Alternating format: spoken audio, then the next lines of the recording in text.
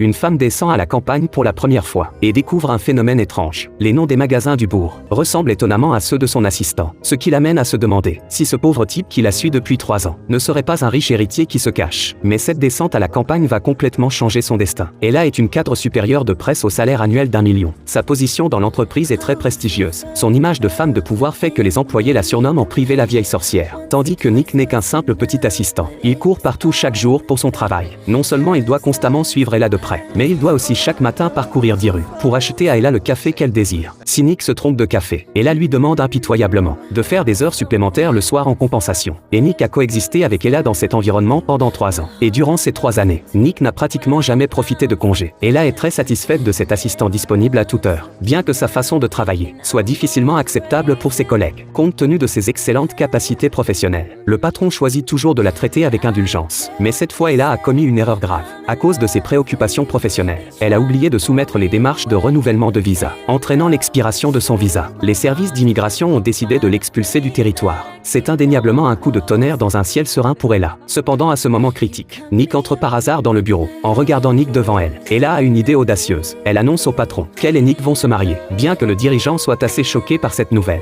il se réjouit néanmoins pour Ella, tant qu'ils accomplissent rapidement l'enregistrement du mariage. Ella pourra légitimement obtenir un nouveau statut et ainsi s'installer aux États-Unis. Ella ne laisse pas à Nick l'occasion de s'expliquer et l'emmène dans le bureau. Ella lui dit: si tu ne m'épouses pas, tu seras licencié et ton rêve de devenir rédacteur s'envolera. Nick reste figé instantanément. Bien qu'il ne s'intéresse pas à la femme devant lui, il accepte malgré tout cet accord avec résignation. Et une fois la période légale terminée, ils pourront immédiatement mettre fin à leur relation matrimoniale. Aussitôt, les deux se rendent au service d'immigration pour enregistrer leur mariage. Mais l'enquêteur voit d'un coup d'œil qu'il leur manque toute complicité de couple. Il avertit les deux que si leur mariage n'est que pour la carte verte, cela constituera une infraction grave. Face à cet avertissement, Nick paraît exceptionnellement nerveux, tandis qu'Ella réagit rapidement, mentionnant qu'il prévoit ce week-end d'aller chez Nick pour célébrer les 90 ans de sa grand-mère et profiter de cette occasion pour annoncer leur mariage à la famille.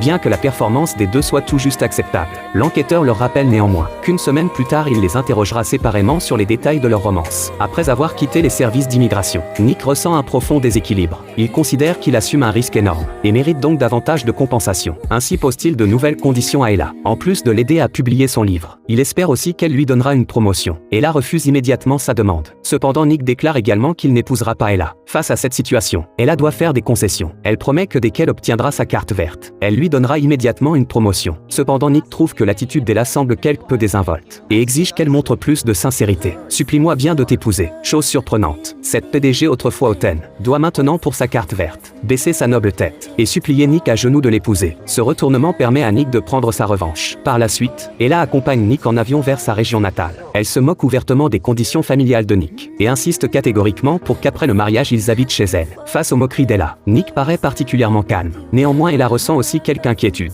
Elle ne sait comment faire face aux proches de Nick. L'avion atteint rapidement sa destination. Grand-mère attend déjà depuis longtemps derrière la barrière. La mère de Nick accueille chaleureusement Ella. Le groupe prend la voiture à travers les routes de montagnes sinueuses et arrive finalement dans un bourg. Cependant, un paysage étrange s'offre aux yeux d'Ella. Les noms des magasins d'ici commencent tous par le nom de famille de Nick. Mais ce n'est que la partie émergée de l'iceberg. Le plus stupéfiant reste à venir. Peut-être parce qu'il est de retour dans sa région natale. Nick ne parle plus à Ella à voix basse comme avant, mais regarde plutôt Ella dans son embarras. Mais quand il voit Ella descendre l'escalier et montrer une expression de peur, il lui tend quand même la main. Hand off ass. Off ass. Bientôt, plusieurs personnes montent sur le yacht. Mais le cœur d'Ella est plein d'interrogations. Ce voyage mène-t-il vraiment chez Nick ?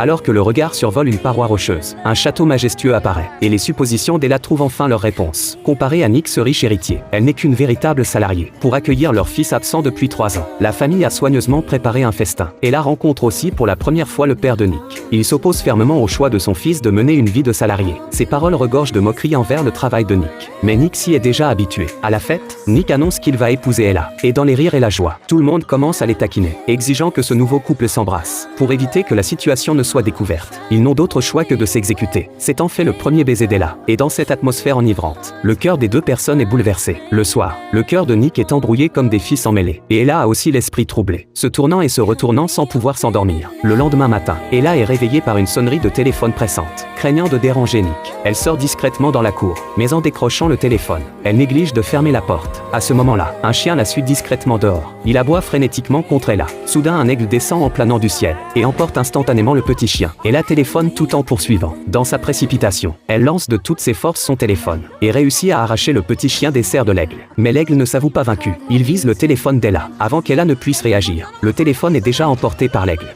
No, no. Take the doggy. Look at the doggy. I need that phone. Take the dog. Take the dog. I need that phone. Cette scène est mal interprétée par la famille de Nick, qui pense qu'Ella joue avec le chien, et lui colle donc l'étiquette d'amatrice d'animaux. Nick en est également surpris. Il ne s'attendait pas à ce qu'Ella ait un côté si adorable. Ella raconte à Nick ce qui s'est passé, mais Nick reste sceptique. Nick, voyant cela, dit à Ella que demain la famille l'emmènera en ville, acheter un nouveau téléphone. Ella retourne dans sa chambre pour prendre une douche, et Nick, qui porte des écouteurs, ne le remarque pas. Comme ils vivent sous le même toit, ce petit incident de la vie quotidienne se produit inévitablement. La graine de l'amour germe ainsi discrètement sans qu'on s'en aperçoive. Le lendemain, des coups pressants à la porte résonnent soudain. Pour éviter d'être découvert, Ella fait rapidement signe à Nick de se coucher. Heureusement, aucune faille n'est découverte. Mais ce qui est inattendu, c'est que les parents de Nick prévoient demain d'organiser un grand mariage pour eux, et projettent de le faire coïncider avec la fête d'anniversaire de grand-mère. Cette nouvelle pour les deux équivaut à un coup de tonnerre sur terre ferme. Ils voulaient décliner avec diverses excuses. Qui aurait cru que la grand-mère de Nick sortirait précipitamment dans son excitation, exprimant d'une voix tremblante qu'elle peut, de son vivant, être témoin du mariage de son petit-fils. Cet espoir profond empêche les deux de refuser. Ensuite, maman et grand-mère emmènent Ella dans leur boutique de robes de mariée. Parmi les trésors conservés, elles choisissent pour Ella une robe de mariée d'époque.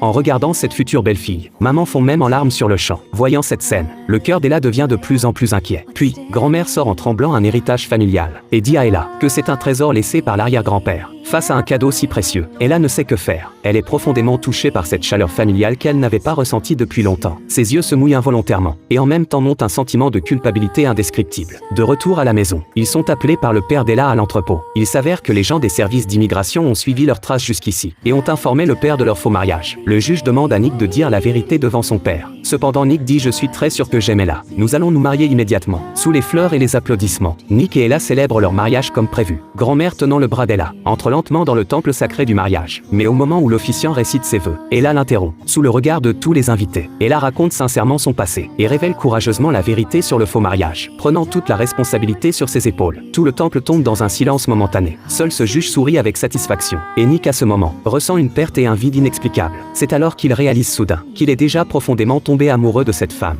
Il ne veut pas la laisser affronter seule les difficultés. Alors il se lance résolument à sa poursuite. Mais son père l'arrête fermement. Et à ce moment-là, grand-mère fait soudain une crise cardiaque. Tout le monde s'empresse d'emmener grand-mère dans l'hélicoptère. Dans cette anxiété extrême, grand-mère retire soudain son masque et dit à Nick de poursuivre courageusement Ella. Mais c'est déjà trop tard. Ella a déjà pris l'avion pour New York. Pour réparer les erreurs du passé, père mobilise rapidement ses ressources et fait venir d'urgence un avion, avant qu'Ella n'ait eu le temps de faire ses bagages et de partir. Nick réussit à arriver à ses côtés.